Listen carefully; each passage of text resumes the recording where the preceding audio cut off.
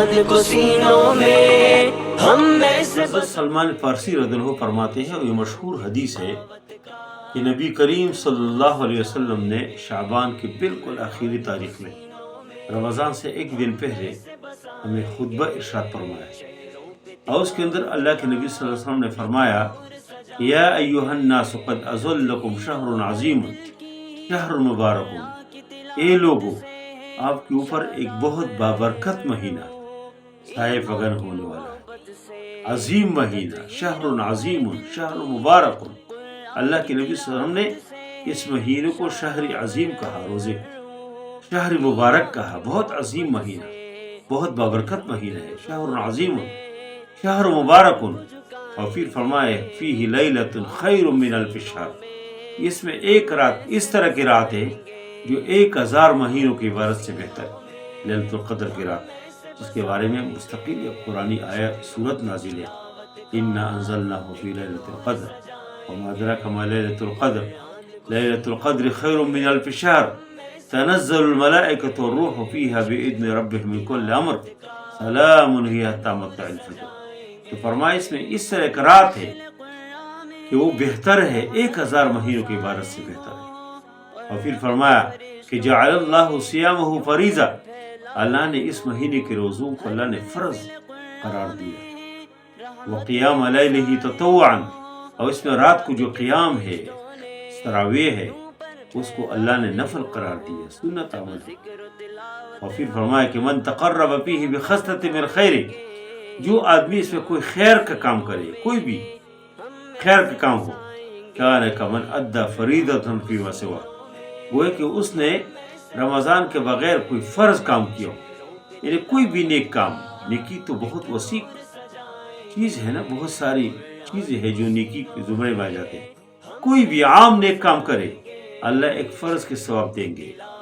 ومن ادى فریضۃ فیہ، اور فرمایا جو اس میں فرض ادا کرے، ایک فرض نماز ادا کرے، فرض روزہ رکھتے ہیں، فرض زکوٰۃ ادا کرتے ہیں، کوئی اور کام، تو فرمایا کان کمن ادى 70 فریضۃ فیما سوا، وہ کہ اس نے 70 فرض ادا کیے، ایک فرض کے بدلے میں 70 فرض کے اجر اللہ تعالیٰ دیں گے۔ اور پھر فرمایا کہ وہ شہر، یہ اس طرح کا مہینہ ہے، یزاد فی رزق المؤمن، اس میں مومن کی رزق میں اضافہ ہو جاتے، اس میں اللہ خیر دیتے، اللہ برکت دیتے۔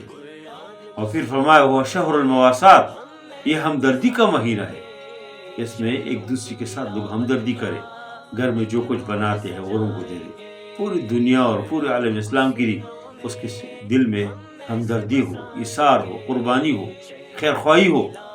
اور پھر فرمایا نبی کریم صلی اللہ علیہ وسلم فرمایا کہ وہ شہر صبر، یہ صبر کا مہینہ ہے۔ صبر کیسے؟ دیکھو حلال رزق اپنی ہاتھ کی کمائی اس کے سامنے ہوتے لیکن آتے نہیں، اس لیے کہ اللہ نے حکم نے دیا صبح فجر کے اذان کے ساتھ ساتھ سب کچھ کھانے پینے کے ہر چیز کو اپنے اوپر حرام کرتے، جب تک مغرب میں پھر اذان نہ ہو اس وقت کچھ نہیں کھاتے، صبر کا مہینہ ہے۔ پھر جب اور حلال رزق نہیں کھاتے تو اس کے بعد پھر کیسے حرام کھائے؟ اور پھر نبی کریم صلی اللہ علیہ وسلم فرمایا کہ وہ صبر ثواب الجنہ، صبر کا بدلہ جنت ہے۔ جو آدمی صبر کرے، اپنے نفس کو کنٹرول کرے، اپنی خواہش کو کنٹرول کرے اور اپنی خواہشات کے پیچھے نہ جائے، تو اس صبر کے نتیجے میں وہ صبر ثواب الجنہ، اس کو اللہ تعالیٰ جنت دیں گے۔ اور نبی کریم صلی اللہ علیہ وسلم نے یہ فرمایا کہ من فطر فیہ صائما، جو آدمی اس مہینے میں، اسی رمضان میں کسی آدمی کے روزہ افطار کرے، من فطر فیہ صائما، کسی روزدار کے روزہ افطار کروائے، تو فرمایا من فطر فیہ صائما کان لہ مغفرۃ لذنوبہ وعتق رقبۃ من النار، کہ اس کی گناہوں کو اللہ معاف کریں گے، وعتق رقبۃ من النار، اس کی گردن کو اللہ جہنم کی آگ سے چھڑائیں گے، اس کی گناہ، تمام گناہ اللہ معاف کریں گے، اور اس کی جہنم سے اللہ اس کو بچائیں گے۔ اور صحابہ نے پوچھا کہ اللہ کے نبی، ہم میں تو ہر آدمی نہیں کر سکتے کہ وہ کسی کو افطار کروائے۔ نبی کریم سے فرمایا کہ یہ اجر اس آدمی کے لیے بھی ہے جو پانی کی ایک گھونٹ کسی کو پلائے، یا لسی کے گھونٹ پلائے، یا کھجور سے کسی کے افطار کروائے، اس کے لیے سب کے لیے یہی اجر ہے. بہت آسان عمل ہے. رمضان کے اندر الحمدللہ بہت سارے لوگ باقاعدہ دسترخوان لگاتے ہیں، مسجدوں میں، مدرسوں میں، شاہراہوں پہ، اور لوگ آتے اس کی افطاری میں بیٹھتے ہیں. کو اگر یہ کام کر سکتے ہو بہت خوش نصیب آدمی ہے. اگر یہ نہیں کر سکتے تو کم از کم کھجور لوگ گھروں میں بھیجیے. گھر میں جو کچھ بن جاتے ہیں لوگ گھروں میں بھیجیے. ساگ بن جائے، کوئی دال بن جائے، کوئی بھی سالن بن جائے، کوئی پکوڑے وغیرہ گھر میں بناتے ہیں اور گھروں میں بھیجے. آپ کے شربت کے اوپر اگر کوئی افطار کرے، آپ کے کہانی کے اوپر کوئی افطار کرے، یہی اجر ہے، یہی ثواب ہے. اس لیے ایک آدمی خود کہا کہ کیا کریں گے، اس کو اظہار اس کے اندر ہونا چاہیے، ہمدردی ہونا چاہیے، تعاون ہونا چاہیے. اس کے دل میں جذبہ ہو کہ میں خود کھاؤں یا نہ کھاؤں، میں اوروں کو کھلاؤں. اس حدیث کے اندر جو سلمان فرضی ہو کے جو حدیث ہے، اس کے اندر بہت زیادہ سبق ہے ہم سب کے لیے.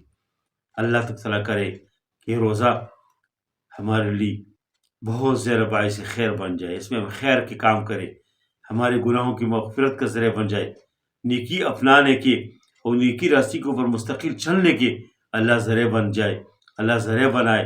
اور رمضان کے اندر صرفاق کو صاحب زندگی میں گزارتے ہیں.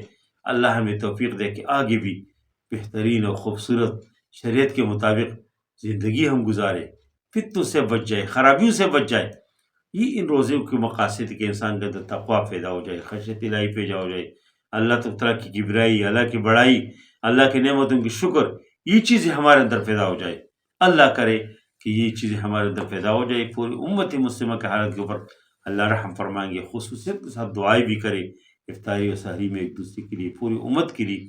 اللہ ہم سب سے راضی ہو جائے. صلی اللہ تعالیٰ خیر خلقہ محمد و